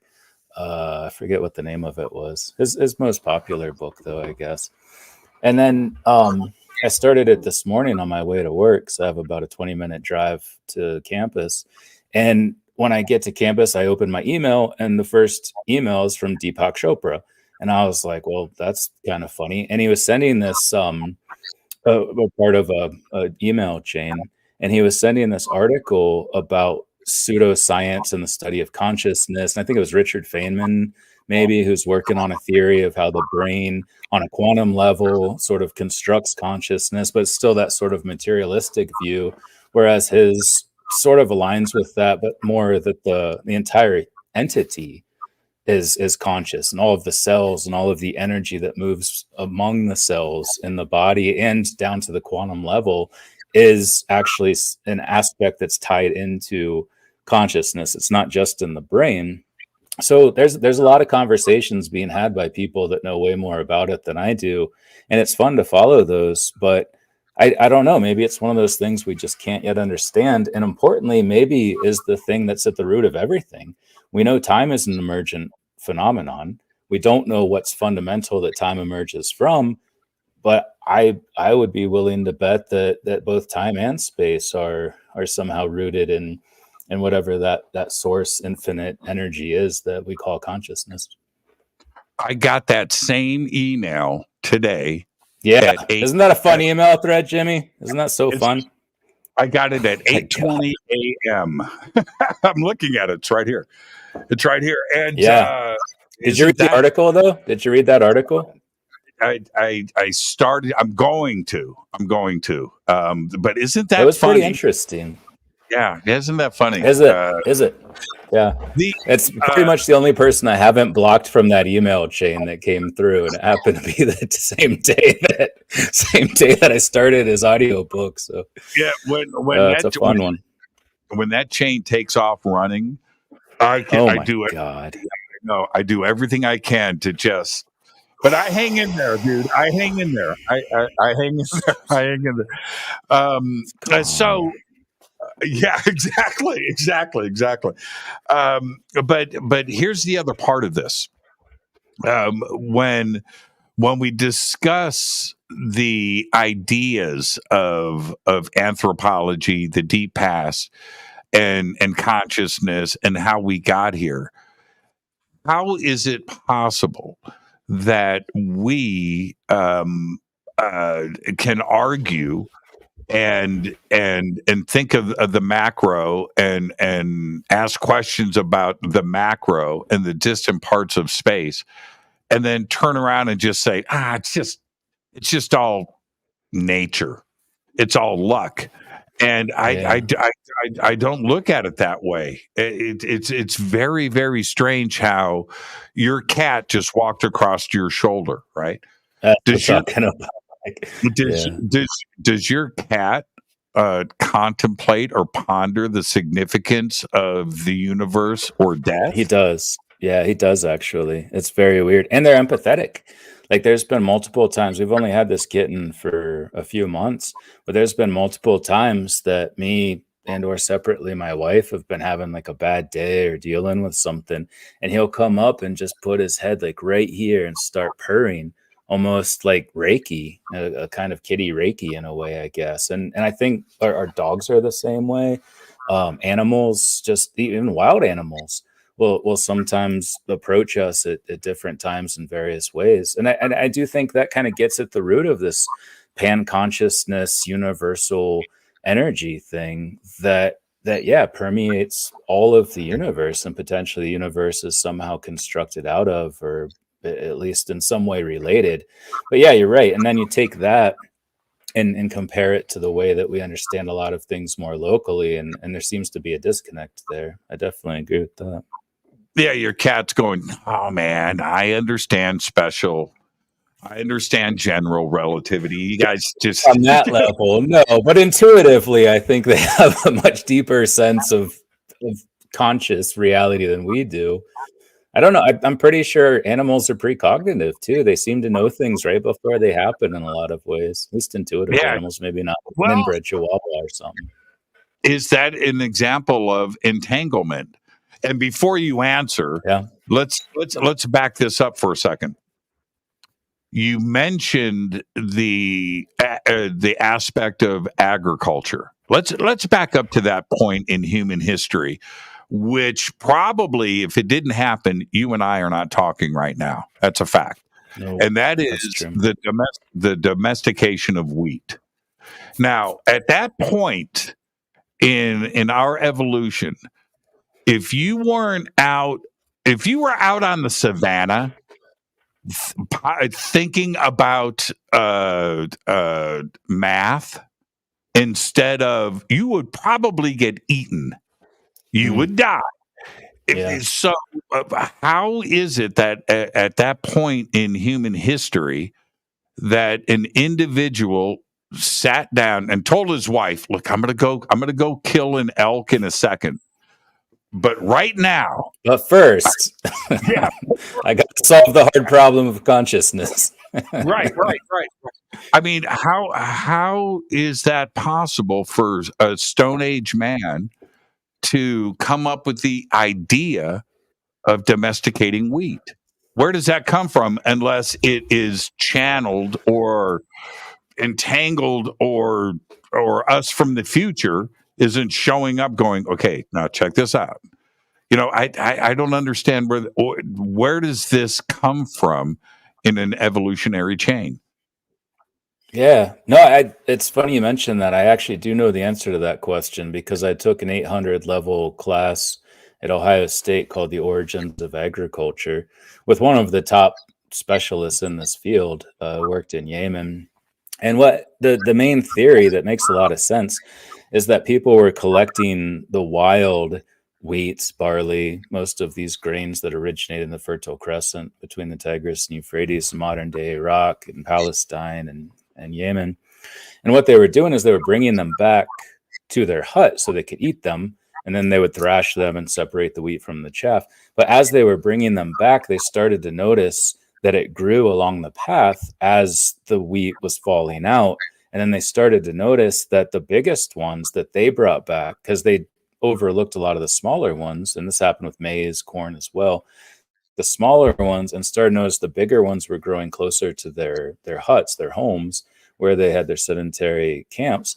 And then click, boom, they figured it out. Like, this is happening because I can take the best ones, the biggest and best ones. And then eventually we started to apply that to animals. And one of the first indications of domestication in the archaeological record is because of the morphological change. At first, we started domesticating sheep and camels and pigs and cows. They got smaller because they had to adjust to our way of capturing them, torturing them in a way. That's probably how they saw it, much like how abductees are like, what are you doing to me? What is this for? They don't eat us, fortunately. But then we started to see them expand in size tremendously because we started selecting for the biggest ones, the ones that had the most milk production, the most meat production. So domestication was really kind of an organic process that started around the time, interestingly, in 6 different places throughout the world, where we started to identify that we could have an effect on nature. It wasn't just nature and we're living with it, but we flipped the script and we could start modifying the environment for our needs as opposed to modifying us to fit in with the environment that we were living in. Sounds pretty good, but it's wrong. Okay.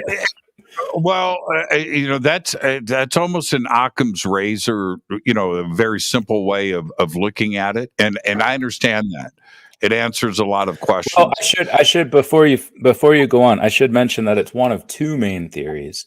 I can't remember what the other one was because I took that class coming up on 15 years now. But there was another theory. I can tell you it didn't involve aliens, in case that's where you're going with it. But I'm still open to it being aliens, just in case. In that, right. It just for me, I think at that point, where is the technical sophistication to think through that? When you have to think of the domestic life and what was going on at that point, I think that thinking through that, it's because it's growing. Okay, yeah, it's bigger. Okay, I don't know. I don't see it. I think they were told or they were taught. Maybe Atlantis. I don't know, but I think that it was something that they were shown. I don't think it is a light bulb that clicks off and you figure that out on your own. That's my take. And I think it's easier for me to accept some stranger from another village over the hill comes over and says, this is how we're doing it over there. And here's another way of doing it. That to me is easier. Yeah, but those people still had to be shown how to do it too, to bring that information. Right. Or develop it themselves. It's like the buck has to stop somewhere, I guess is what I'm saying. It goes right back to like Göbekli Tepe. To think But go ahead. Göbekli Tepe had irrigation. It's like, wait a minute, irrigation? They had sources for water. They had agriculture at 7,000 BC. They had a culture and a system established. It wasn't 7,000 years later in Mesopotamia, like you were saying, in the Fertile Crescent. They already had it going on there. So it seems that in order to engineer and to quarry and to move stones and to have agriculture and to have some community that was established, that was taught to them from somebody else. You just don't wake up one. It's possible. There's few sites that I would argue maybe fit that bill, simply because it was a site of worship in a place that predated agriculture. But agriculture was right around that same time, just not at that specific site. Like what was happening in Mesopotamia was around 10,000 years ago. And I think Göbekli Tepe was erected right around 10, 11, 12. So there could be some overlap in that capacity. But then you also have 6 centers of state formation, the rise of civilizations in the Yangtze River Valley, the Indus River Valley, Mesopotamia, Mesoamerica, the Incas. So then the question is, who came over the hill to tell them? Because you'd have to come across an ocean, not just up over a hill. So I don't know. I guess is that the alien link where they're independently gifting this information at the same time in these separate places? Yeah, it's one of the head scratchers for me. Because when you go, it's not I would like to say it's just in the Armenian highlands, now modern day Turkey, right? That we're just talking about that. No, we're talking about India. We're talking about North, Central, and South America. We're talking about Asia. We're talking about Siberia, as well as these areas in and around Africa and the Middle East. And they all seem to happen at the same time. Is it just in our DNA? Is it, is it just encoded, or is there something else going on? Now, sure. These are questions we'll address at another time, because before we run out of time, I do want to talk about time travel. What's your idea? What's your theories of moving backward in time? Forward in time, Einstein and others have worked that out, and you don't need a time machine to do that. You don't. You just need to move really fast. Spaceship. Yeah. But going backwards is a whole nother situation. How is it getting done? What you must have put a lot of thought into this. I did, yeah. I had a lot of research, to be honest. It was sort of a principal tenet of this theory, obviously. It wouldn't say, no, I guess I would say it hinges on it, because that's what we're talking about, is future humans going back and visiting their own past. But so because we don't yet know what time is, even Einstein didn't know what time is. He said it's what clocks measure. And that's very much true, but that's all we know about it. And like I said, we know it's an emergent phenomenon. It emerges from something fundamental to our universe. So without knowing what that is, and without having a unified theory of quantum gravity, melding Einstein's theory of general relativity with quantum mechanics, we can't know exactly how it happens. So what I did was start with Einstein's initial paper on special relativity, and then his general theory of relativity, which he published in 1915. And in association with that were 10 field equations. And almost instantly after he published, I think it was 2 years later, Lenz and Thirring solved one of those field equations to show that frame dragging can create closed time-like curves, where you can have individuals, people, moving forward within the bounds of physics, within these light cones, as they're called, but you can tilt those light cones over so you can move forward in time locally, but then move into the global past. And then I traced all of the different solutions to these field equations since then, with Van Stockham, with Gödel. All of these were infinitely large, massively rotating galaxies, basically, universes in the case of Gödel. And then Frank Tipler in the 1970s, I think it might have been 1973, showed that you can actually shrink all of that down. And with the right mass and energy and rotational force, you are able to create those same closed time-like curves in a finite way. And what he described as a ring, sphere, or disk. So what I argue is that we have this expression in biology that form follows function. What he's describing is basically what we see in these rapidly rotating UFOs, that they have that same form that's indicative of the ability to bend over light cones and for them to travel backward in time. And then if we look at the properties of them, that's the main thing I focused on in the first book. But then in the second book, there's all of these case studies like Linda Jones in Manchester, UK, Corporal Armando Valdez in Chile in 1977, Jim Peniston talking about a sphere of influence where space and time were muddled as he's moving in and around this craft. All of these seem to indicate, even Travis Walton's case, the trees that were around where he was taken grew faster than the trees outside of that circumference. So it seems to indicate that these machines are able to manipulate space-time.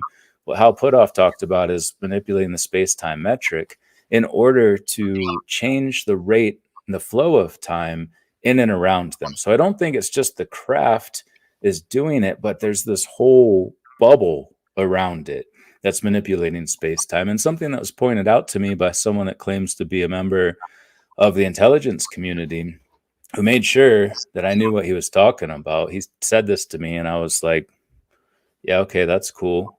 Don't really get it. wrote me back like, hey, I can tell you don't get it. I was like, guilty, because I didn't, because it was really complicated. But then he explained it in a way that made a lot of sense, that sphere of influence is also why they can be transmedium. It's why we can see 10,000 G accelerations and deaccelerations and instantaneous right turns without them splattering on the inside of the craft. It's why they can elude our missiles and everything we shoot at them. It's because they're not perceiving time in the same way that we are. It's how they can mask themselves. My friend Shane Hurd just outside of Phoenix showed me this UFO that was caught. You have to slow it down so you can see it. But what if they're zipping around all around us all the time, and we live at a rate of time's passage that makes us almost outside of the ability to even witness them? If we lived like a sparrow or like a fruit fly who lives its entire life in one day, we might see them all the time, just sort of floating around us like this. But I think it's a temporal manipulation thing that they use to go in and out of water. It's not have sonic booms. There's no sonic booms with these things. How do they do that unless they're taking themselves out of that frame of reference? So I think that time manipulation thing has a lot to do with even the interstellar thing, how they could accomplish that and not show up and have 100,000 years pass in their own civilization. So again, I don't think it explains all of it, but if you think about it logically, it can help get past some of the hangups we have, and especially related to the motion that we see and the G-forces involved. It reminds me of, and I think that you're exactly right in thinking like this. I was standing with a group of people, and what we saw, there's 100 of us. Okay, so this wasn't like 5 or 6. There's 100 of us. We're all looking at the sky, and Michael. Look, I'm just going to tell you what happened. Okay, so across the sky, big chunk of sky, it's dark. This blue aquamarine colored thing comes across the sky and does a backwards Z, like a Zorro Z, and is gone. The whole thing lasted about probably less than a second, but it was up high, tens of thousands of feet, I'm sure. And it blipped on and then did its Z and then kind of winked and blipped out and was gone. Now that is did it like take off, or did it just did it disappear? Or did it like zip off? Okay. So it like blinked its headlights, like blip, blip, blip, blip, and then did fully lit, does the Z, and then kind of blip, blip, blip, and then was gone. It disappeared. Now, but that kind of distance and that kind of speed, you would have had sonic booms going. You know what I mean? Exactly. It was completely silent, and it appeared and disappeared. Now, you should have heard everybody scream at the same time, right? That was the crazy part. But now what we witnessed is exactly what you're talking about, right? It's just for that moment, we were on the same frequency. Our stretch in time in our existence, just for that brief moment, just kind of lined up. Right. And then it's back out. You know what I mean? The second hands crossed. Yeah. And maybe it wasn't even an accident. Maybe it was supposed to happen that way. Is it okay to think like that? Well, I feel like mine was. I finally saw a UFO. The first time I was on your show. I mean, you were probably only the third podcast I ever did, so I never saw anything, and I was actually kind of pissed about that for a long time. But the ones I saw in 2022, I think were there because I was supposed to. I was having a whiskey. I was hanging out in my house. It was like 12:30. Wife and kids are in bed, and I was some reason compelled to walk up the back side of our canyon.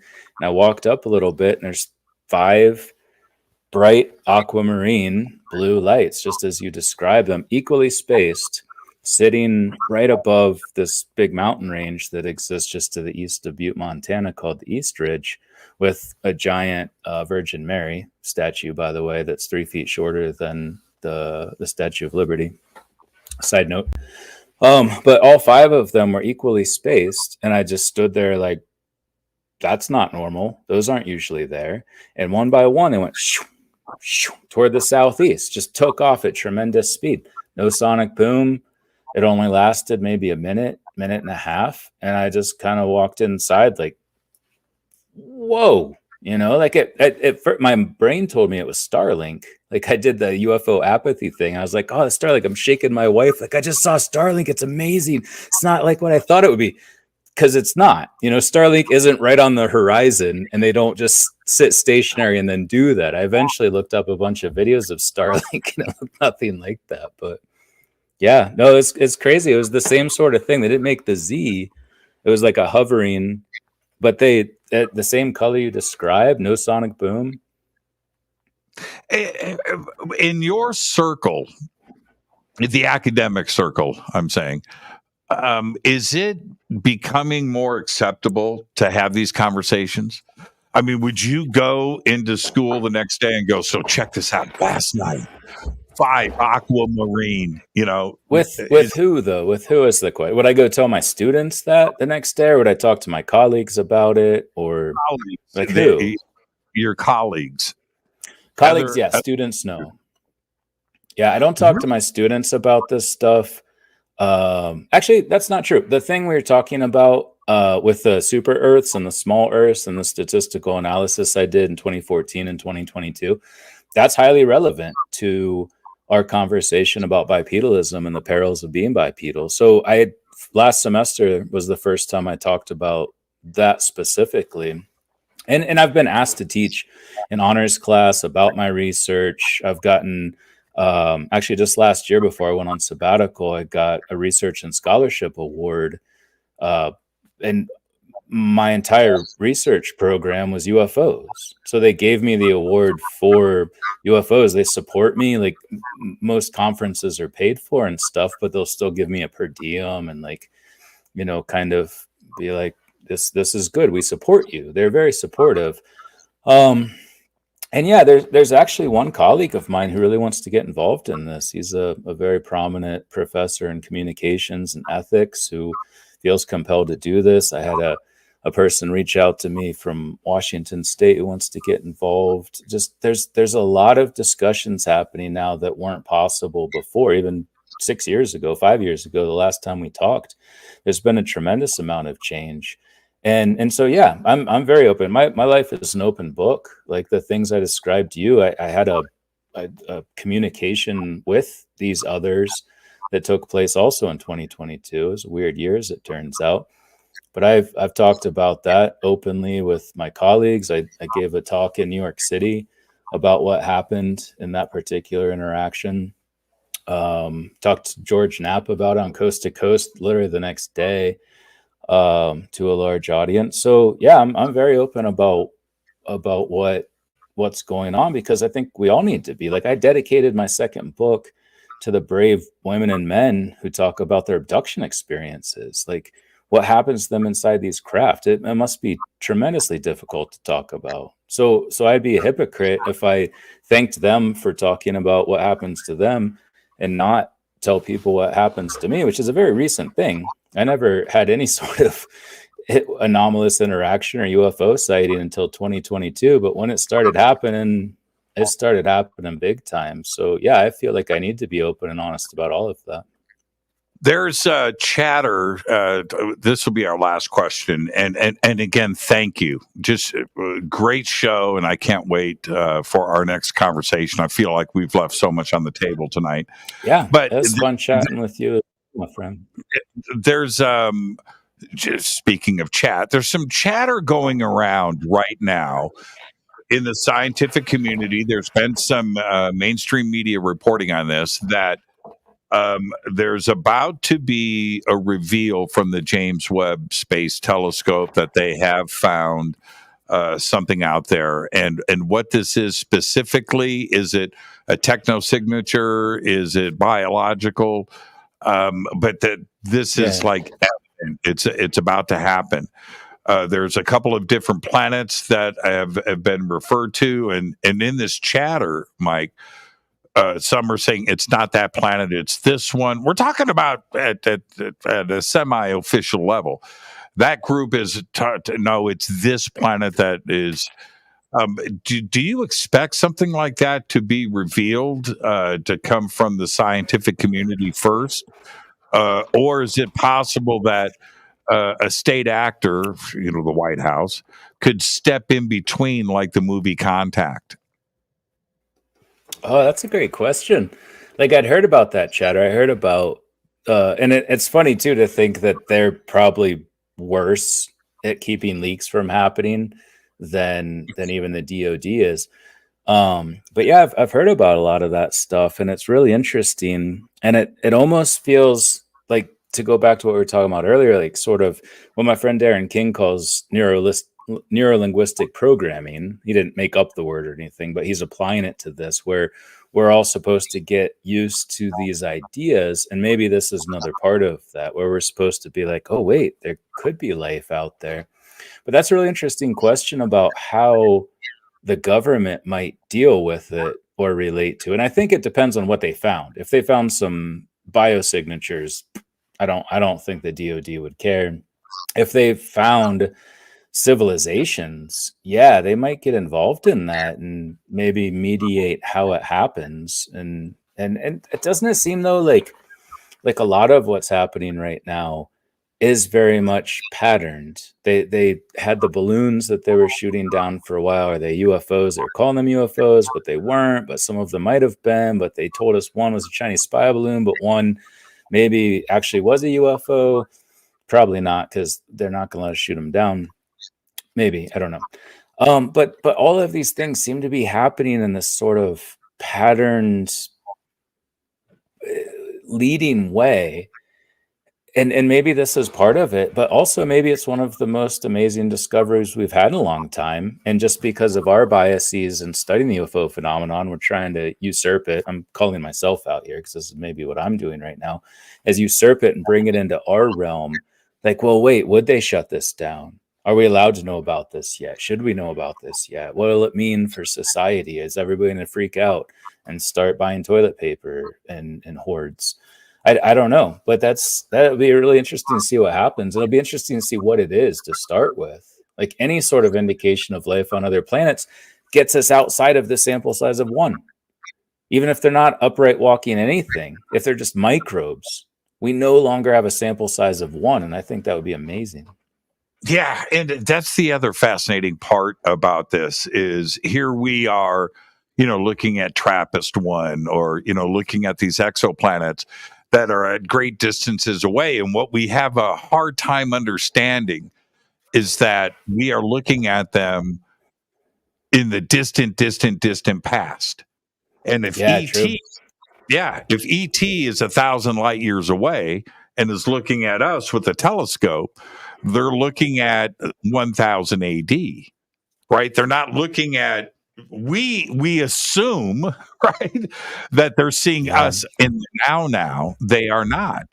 And what if they are looking at us 1 million years ago, right? Or 65 million? What if they're looking at dinosaurs, right? And so that's the other part, that if we do make a discovery, well, we have to remember that we're going to be looking at something in the distant past. We're not looking at a real-time video transmission. Yeah, that's a great point. Yeah, it's funny, like, and then by the time they get here, who knows? Maybe they've evolved into something that is super cool, or maybe they're all dead, or something in between. I don't know. But yeah, the time, I'm really glad you mentioned that, because that's the thing a lot of people overlook, is that time component. They just think about space like it's all instantaneous and you get there and it's the thing you saw or the thing you observed. It's not. It's not. We have to factor that in, at least now. Maybe our descendants or these other civilizations have overcome that somehow, but it kind of seems like a law of the universe. But again, we don't understand the laws of the universe super well either. So the future is going to be interesting. Yeah, that's it. Our level of understanding is getting better. We're not there yet, but that's why we have you, Mike. Thank you so much, my friend. Great Thank you, Jimmy. It's great talking to you. Yeah, I appreciate that. It's been a lot of fun, and yeah, onward, my friend. We've all got a lot of questions, but those are the fun parts of life. We've got your links below. I've got the Amazon links. Everything from Michael is right there over on social media, on our website, and in the description below. Michael, behave and be well. Keep doing your thing. You too, my friend. Take care. Awesome show tonight, Dr. Michael P. Masters. And again, his links are below. I've got everything up for you. It's all very simple. ID, right? ID Fly, right? It's right there. obj.com. It's below, and also the Amazon links. Thank you so much, Dr. Michael P. Masters. Perfect show. Perfect show. Tomorrow night here on Fade to Black, Adam Apollo is with us. We're going to be discussing the timelines of ancient Egypt. Fade to Black is produced by Hilton J. Palm, Renee Newman, and Michelle Freed. Thank you to Dennis. Thank you, Kevin. Thank you, Jonathan. Thank you, Bill. Webmaster is Drew the Geek. Music, Doug Aldrich. Intro, Spaceboy, spaceboymusic.com. Fade to Black is produced by KJCR for the Game Changer Network, and this broadcast is owned and copyrighted 2024 by Fade to Black and the Game Changer Network, Inc. It cannot be rebroadcast, copied, or used anywhere in the known universe without written permission from Fade to Black or the Game Changer Network. I'm your host, Jimmy Church. Until tomorrow night with Adam Apollo, I want you to be safe. Go Beckley Tepe.